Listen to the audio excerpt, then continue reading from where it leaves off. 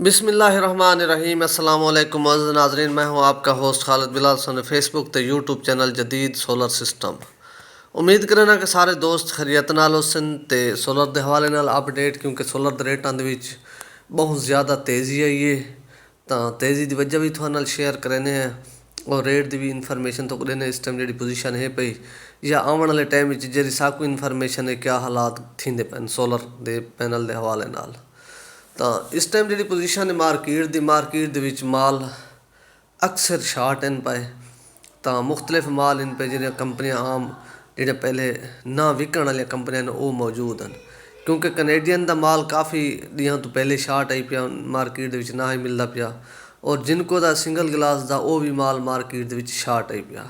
तो जिनको डबल गिलास का मिलता पिया है तो बाकी मुख्तलिफ कंपनियां एस्ट्रो एनर्जी का माल भी वाफिर मिकदार विच मौजूद है। तो उनकी वजह तो सिर्फ माल दे डिमांड वधी है, उनकी वजह तो थोड़े माल में शार्ट थे तो उनकी वजह तो रेट यकदम अप थिया गए। बाकी पिछा तो जी मार्केट की पोजीशन है पई, जी इन्फॉर्मेशन है चाइना की या मुख्तलिफ कराची की, तो वो भी फिलहाल कोई ज़्यादा अप की पोजीशन पिछा दे चाइना की भी है कोई ना। कराची के इंपोर्टर जितने भी थोड़ा माल रुक रुक के आंदा पे वो ज़रा रेट अप दसेंदे पे इस टाइम। तो बाकी ये पोजीशन नहीं कि जिमें पहले एक पोजीशन गुजरी रेट की 132 रुपये तक वार्ड लगा गया है, लेकिन बस यही सारे अपनी राय के मुताबिक तकरीबन ज़्यादा से ज़्यादा 40 तो 30 तो 40 के दरमियान मौसम के रासी। तो बाकी माल ये भी दसेंदे पैन कि मजीद माल 5 तो 10 तारीख तक काफ़ी माल लग गए सन कराची। तो उम्मीद है कि रेट तकरीबन तो रुक गए सन। तो बाकी इस टाइम जी पोजीशन है सारे लगी थी मार्केट की उतों शेयर करने क्राउन कंपनी का इस टाइम जी पोजीशन है पहले उनका काफ़ी रेट कम है। उनका इस टाइम 620 वाट और डबल और सिंगल गिलास 585 वाट इन्हों का रेट भी सेम इन पाए। तो इस टाइम पोजीशन 30 रुपये पर वाट तक अप चुकी है।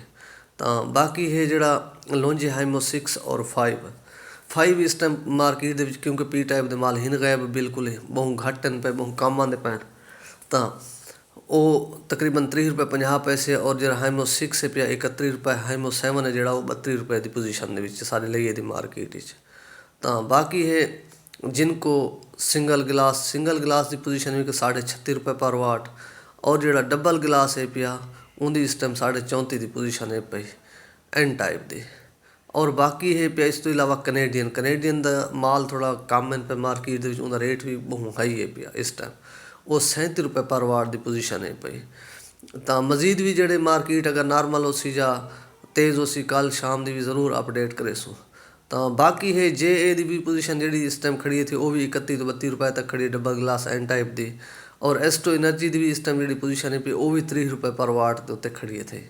तो बाकी इस तो इलावा काफ़ी माल मार्केट के मौजूद है नवें। तो सनकोर का भी माल आना पे उनकी भी इस टाइम पोजीशन जी वो भी 30 रुपये पर वाट के उत्ते खड़ी थे। तो इस तो इलावा बाकी पी टाइप के जोड़े माल आते पैन वो भी मैक्सीमम 29 तो 30 रुपये तक खड़े जो मुख्तलिफ कंपनियों के आते पैन कोई। तो इस तो इलावा बाकी इनवरैक्स का भी काफ़ी दोस्त पूछते हैं इनवरैक्स की भी इस टाइम जी साकू का रेट मिले सारे लगी चो माल कम होंगे। तो वो भी तकरीबन 35 रुपये पर वाट तो एन टाइप डबल गिलास की पोजीशन है। तो बाकी ओसडा कंपनी का माल आंदा पे ओसडा कंपनी की भी पोजीशन है उनका भी 29 रुपये पर वाट तक माल है पिया।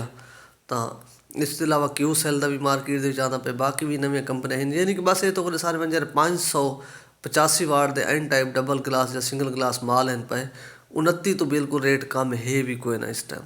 तो कुछ पी टाइप के या बाज़ात बी ग्रेड के भी माल मार्केट काफ़ी लोग भी चाहते पैन तो उन्होंने रेट कम हिन पे मजीद 27 28 तक 29 तक। तो वो भी तकरीबन 580 85 के सिंगल डबल के मार्केट के वो जो नॉन स्कैन माल हैं पे वो मिल वेंदे। तो बाकी जो ए ग्रेड के माल हैं पे उन्होंने काफ़ी रेट इस टाइम मजीद जी पोजीशन हो इंशाल्लाह वो भी थोड़ा शेयर करे सो अपना ख्याल करे सो दे सो इजाज़त अल्लाह हाफिज़।